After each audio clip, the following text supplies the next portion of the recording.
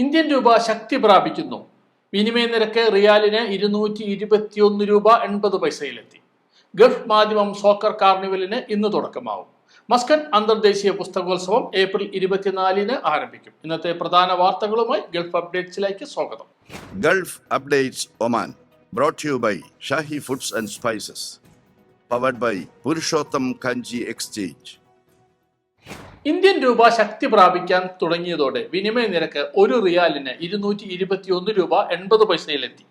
കഴിഞ്ഞ ഏതാനും ദിവസമായി റിയാലിന്റെ വിനിമയ നിരക്ക് കുറയുകയായിരുന്നു. ഫെബ്രുവരി 8 റിയാലിന്റെ വിനിമയ നിരക്ക് 227 രൂപ വരെ എത്തിയ ശേഷം താഴേക്ക് വരികയായിരുന്നു. ഇതോടെ ഉയർന്ന നിരക്കിനായി കാത്തിരുന്ന പണം നാട്ടിൽ അയക്കാതെ കാത്തിരുന്നവർക്ക് വൻ തിരിച്ചടിയായി. കഴിഞ്ഞ ഫെബ്രുവരി 8 ഒരു ഡോളറിന്റെ വില 87 രൂപ 70 പൈസയായിരുന്നു. ഇന്നലെ ഒരു ഡോളറിന്റെ വില 85 രൂപ 54 പൈസയായി കുറഞ്ഞു. ഇന്ത്യയിലേക്കുള്ള വിദേശ നിക്ഷേപത്തിന്റെ ഒഴുക്ക് വർദ്ധിച്ചതും എണ്ണവില ഇടിഞ്ഞതുമാണ് ഇന്ത്യൻ രൂപ ശക്തിപ്പെടാൻ പ്രധാന കാരണം. അതിനിടെ ഡോളർ ശക്തി കുറഞ്ഞതും ഇന്ത്യൻ രൂപയ്ക്ക് അനുഗ്രഹമായി.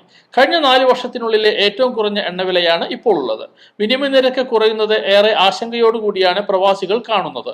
കഴിഞ്ഞ ദിവസം വരെ റിയാലിന്റെ വിനിമയ നിരക്ക് 224 രൂപയിലായിരുന്നു. ചുരുങ്ങിയ ദിവസം കൊണ്ട് 2 രൂപയിലധികമാണ് ഒരു റിയാലിന് കുറവുണ്ടായത്. വലിയ സംഖ്യ അയക്കുന്നവർക്ക് വൻ നഷ്ടമാണ് ഇതുമൂലം ഉണ്ടായത്.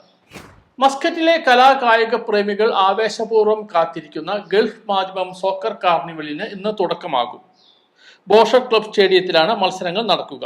2 ദിവസങ്ങളിലായി ഫുട്ബോളും വിനോദ പരിപാടികളും സംയോജിപ്പിച്ച് നടക്കുന്ന കാർണിവലിന്റെ ഒരുക്കങ്ങൾ പൂർത്തിയായതായി സംഘാടകർ അറിയിച്ചു. മസ്കറ്റ് ഇന്നേവരെ കണ്ടിട്ടില്ലാത്ത സെവൻസ് ഫുട്ബോൾ ടൂർണമെന്റിൽ 16 ടീമുകളാണ് മാറ്റുരയ്ക്കുക. ആദ്യ ദിനമായ ഇന്ന് രാത്രി 10 മണിക്കാണ് മത്സരങ്ങൾ ആരംഭിക്കുക. ഗ്രൂപ്പ് സ്റ്റേജ് മത്സരങ്ങളാണ് ഇന്ന് നടക്കുക.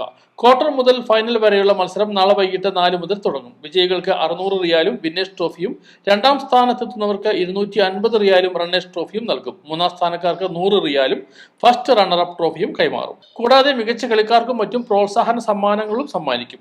കേരള മസ്കറ്റ് ഫുട്ബോൾ അസോസിയേഷനുമായി സഹകരിച്ചാണ് ഫുട്ബോൾ കാർണിവൽ നടത്തുന്നത്. പ്രവേശനം സൗജന്യമാണ്. സോക്കർ കാർണിവലിൽ ആവേശം തീർക്കാൻ മുൻ ഇന്ത്യൻ ഫുട്ബോൾ താരം CK വിനീത്, മലയാള സിനിമയിലെ യുവതാരങ്ങളിൽ ശ്രദ്ധേയനായ ആന്റണി വർഗീസ് എന്ന പെപ്പെ, കുടുംബ പ്രേക്ഷകരുടെ ഇഷ്ടതാരമായ ഡെയിൻ ഡേവിസ് എന്നിവരാണ് എത്തുന്നത്. നാളെയാണ് കുട്ടികൾക്കും സ്ത്രീകൾക്കും ആസ്വദിക്കാവുന്ന പരിപാടികൾ ഒരുക്കിയിട്ടുള്ളത്. സന്ദർശകർക്കായി രുചിവൈവിധ്യങ്ങളുടെ ലോകമാണ് ബോഷർ ക്ലബ് സ്റ്റേഡിയത്തിൽ തുറന്നിട്ടിരിക്കുന്നത്. വായനയുടെ വസന്തം തീർത്തുകൊണ്ട് മസ്കറ്റ് അന്തർദേശീയ പുസ്തകമേള ഏപ്രിൽ 24 മുതൽ ഒമാൻ കൺവെൻഷൻ ആൻഡ് എക്സിബിഷൻ സെന്ററിൽ ആരംഭിക്കും. മെയ് 3 വരെ തുടരുന്ന 29ാമത് പതിപ്പിന്റെ ഉദ്ഘാടന ചടങ്ങ് Sultan Qaboos university president Sayyid doctor Fahad bin Al Julanda Al സയ്യിദിന്റെ സാന്നിധ്യത്തിലാണ് നടക്കുക.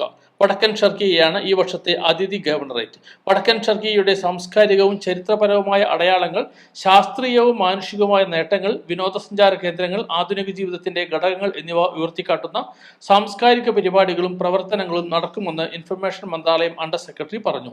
ഈ വർഷത്തെ മേളയിൽ 35 രാജ്യങ്ങളിൽ നിന്നായി 674 പ്രസാധകരാണ് പങ്കെടുക്കുന്നത്.